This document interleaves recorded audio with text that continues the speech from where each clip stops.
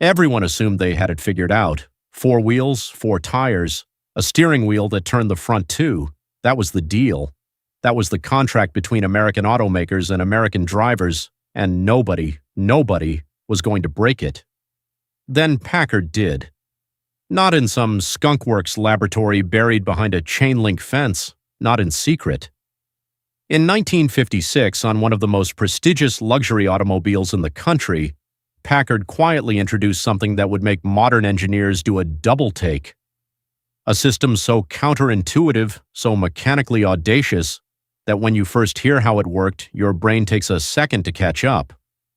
They put a 5th wheel inside the car, not a spare, not a metaphor, a literal spinning wheel tucked underneath the chassis, connected to the suspension, doing something no wheel on an American production car had ever been asked to do before.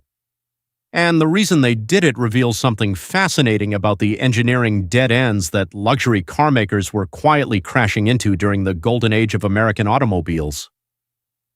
Here's the problem they were trying to solve. By the mid-1950s, American roads were getting better. Highways were being poured across the country, speeds were climbing, and the cars? The cars were getting bigger, heavier, and, thanks to a horsepower race that had gone completely off the rails, significantly more powerful. A Packard Caribbean in 1955 was pushing 275 horsepower through a 352 cubic inch V8. That's not a car. That's a living room with a jet engine. But there was a tension hiding inside all that luxury and power, a contradiction that every engineer on the Packard team knew about, even if the press releases never mentioned it. Ride quality and handling were at war with each other. Think of it this way. A suspension spring that's soft enough to absorb a pothole at 15 miles per hour is the same spring that lets your car lean violently into a corner at 60. It's like trying to design a mattress that's comfortable to sleep on and rigid enough to perform surgery on. You can't optimize both at the same time, not with a conventional spring, not without making a compromise that someone somewhere is going to notice. And the people buying Packards noticed everything. These weren't buyers who could be distracted by chrome trim. They were comparing ride quality at dealerships, writing letters of complaint to the factory. The Packard customer expected the car to feel like it was floating on velvet going over railroad tracks and planted like a racing machine going around a freeway on-ramp. They wanted both, simultaneously, without compromise. So the engineers went back to their drawing boards. They explored stiffer springs, softer springs, different shock absorber geometries, anti-roll bars, hydraulic dampers tuned 6 different ways. Nothing worked well enough. Then someone in that room asked a question that changed everything. What if the suspension didn't use springs at all? That question sounds simple, obvious even in retrospect. But in 1954, asking an American automotive engineer to build a luxury car without conventional coil or leaf springs was like asking a baker to make bread without flour. The entire architecture of the American automobile, the geometry, the subframes, the component packaging, was built around the assumption that springs existed. You didn't just remove them. You couldn't, unless you replaced them with something else entirely. The system Packard's engineers landed on had a name that sounds almost too ordinary for what it actually was. They called it torsion-level suspension. And the moment you understand how it worked, you realize the name undersells it completely. Instead of springs compressing up and down at each corner of the car, Packard ran 2 long torsion bars, essentially thick steel rods engineered to twist rather than bend, horizontally through the entire length of the chassis.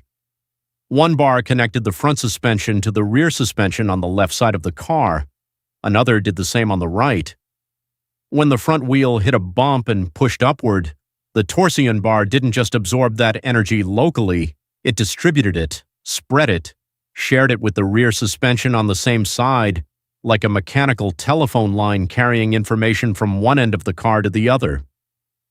Picture a sofa cushion. When you press one corner down, the whole cushion shifts. That's not a bug, that's the system working. Packard had essentially built a sofa cushion into the chassis of a car, and it meant that when the front left wheel dropped into a pothole, the rear left wheel was already being told about it before it got there. The result, in theory, was a ride quality that felt impossibly smooth. Not because the bumps were being absorbed, but because they were being anticipated, distributed, and neutralized across the entire length of the vehicle. But here's where it gets interesting. Here's where the fifth wheel enters the story. The torsion bars were brilliant, but they had a flaw that the Packard engineers discovered during early road testing, and it was the kind of flaw that keeps you awake at night. As the car was loaded, passengers getting in, luggage going in the trunk, fuel in the tank, the torsion bars would twist under the additional weight, and when they twisted, the ride height dropped. The car would sag. Not dramatically, not dangerously, but enough. Enough that the precisely calculated suspension geometry Packard's engineers had spent months perfecting would shift. The caster angle would change, the steering feel would change. The handling balance that felt perfect on an empty car would feel subtly wrong with 4 adults and a full tank of gasoline. And a Packard customer with 4 adults and a full tank of gasoline was the most common Packard customer there was. The problem was elegant. The solution needed to be more elegant still, and the engineers weren't finished yet. The solution they arrived at required a mechanism that could sense the car's ride height in real time, compare it against where the ride height was supposed to be, and then make a correction. Automatically, without the driver touching anything, without a single switch or dial on the dashboard, the car would simply level itself. This was 1955. There were no microprocessors, no electronic sensors, no software. The engineers had to build a brain out of steel and hydraulic fluid. What they designed was a self-leveling hydraulic system that sat at the heart of the torsion-level suspension.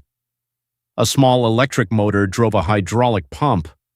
That pump fed pressurized fluid to cylinders at each corner of the car, and the entire system was governed by a leveling valve, a mechanical device exquisitely sensitive to changes in ride height that opened and closed depending on whether the car was sitting too low or too high.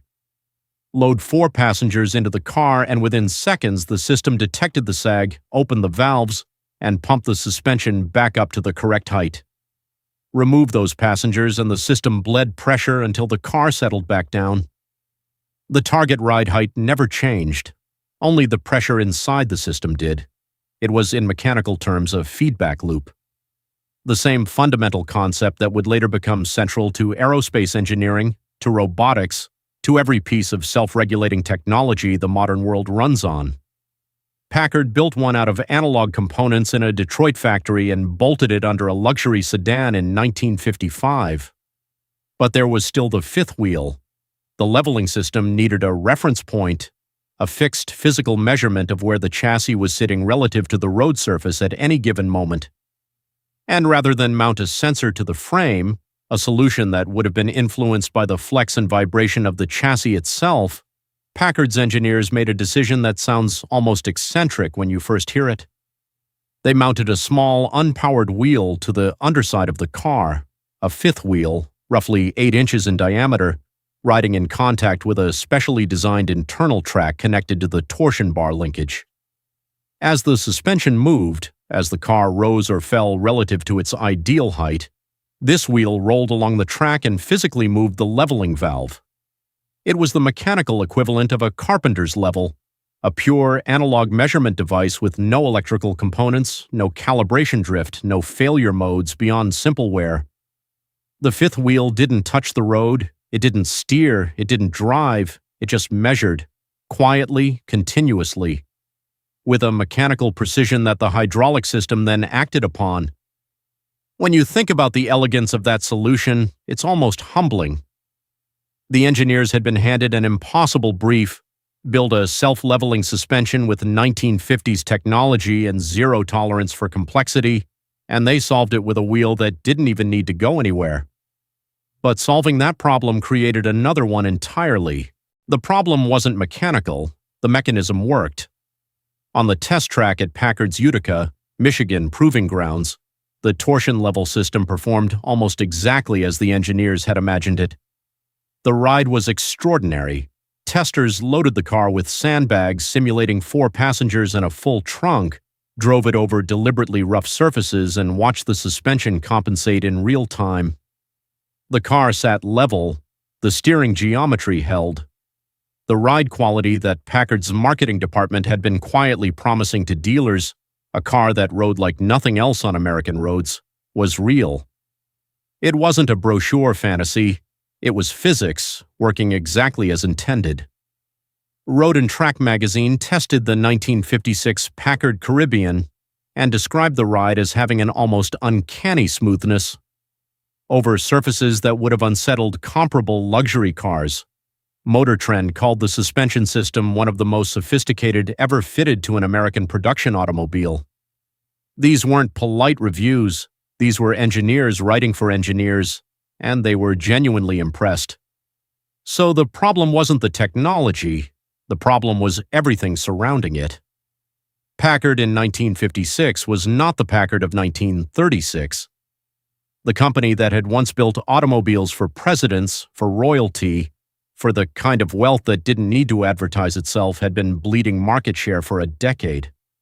The post-war American luxury market had reorganized itself around two immovable fortresses, Cadillac on one side, Lincoln on the other, and Packard was caught in a no-man's land between them, trying to compete on prestige while simultaneously selling cheaper models to chase volume, diluting the brand with one hand while trying to defend it with the other. The torsion-level suspension was, in many ways, Packard's last serious engineering argument, a technical achievement so genuinely advanced that it could have repositioned the brand, given it a story to tell, a reason to exist at the top of the market. The kind of innovation that, in different circumstances, gets written about for decades, but circumstances are rarely different when you need them to be. In 1954, Packard had merged with Studebaker, a company whose financial situation was considerably worse than anyone at Packard had been told before the deal was signed. By 1956, the very year the Torsion-Level system reached its full development, Packard was running out of money. The Detroit factory that had built true Packards for 50 years was shuttered. Production moved to Studebaker's plant in South Bend, Indiana. The resulting cars, which the automotive press immediately and mercilessly dubbed Packard Bakers, were Studebaker bodies with Packard badges and Packard trim. They still carried the torsion-level suspension. The engineering was still there, still working, still extraordinary. But nobody was buying the story anymore. A suspension system is only as prestigious as the car it sits beneath. And by 1957, the car beneath it had stopped being a Packard in any meaningful sense. The name survived one more year, carried forward on sheer institutional momentum, and then disappeared entirely. The fifth wheel stopped turning, but the idea it represented was just getting started. The automotive industry has a peculiar relationship with failure. When a company succeeds, the technology gets celebrated, studied, replicated. When a company fails, the technology gets buried with it, filed away in engineering archives, referenced occasionally in academic papers, and largely forgotten by everyone except the small community of people who make it their business to remember. Packard failed, and for a long time the torsion-level system went with it. But here is what makes this story genuinely remarkable. The engineers who worked on that system didn't disappear, the knowledge didn't evaporate. The fundamental insights that Packard's team had arrived at, that suspension geometry and ride height needed to be actively managed rather than passively tolerated, that a self-leveling system could transform the character of a luxury automobile, that feedback loops built from analog components could solve problems that springs and shock absorbers never could. Those insights were real, they were correct.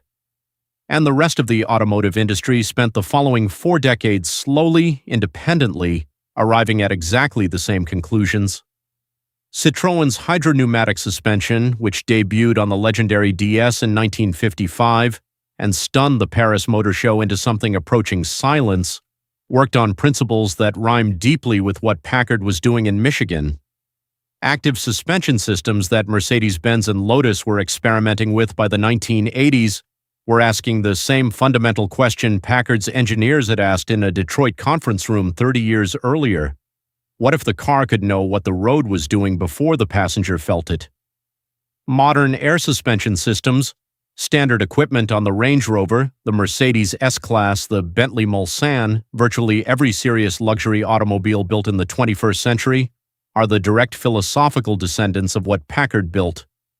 They are more sophisticated, obviously. They use electronic sensors instead of mechanical fifth wheels.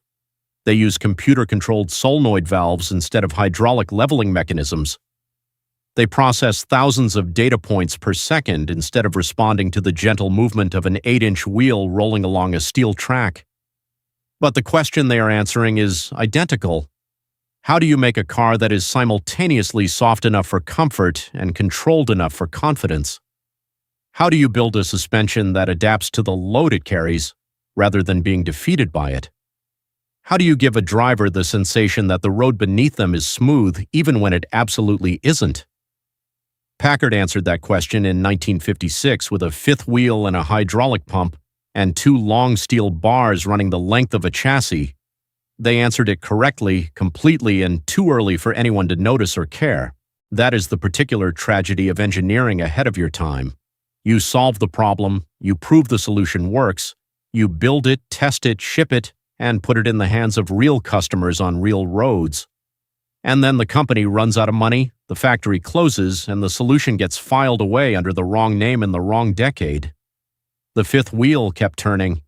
The industry just needed 40 years to catch up to it, and somewhere in a Packard Caribbean sitting in a private collection in Michigan, that little 8-inch wheel is still there, still connected to its track, still waiting with the particular patience of things that were right before their time to measure something that no longer needs measuring.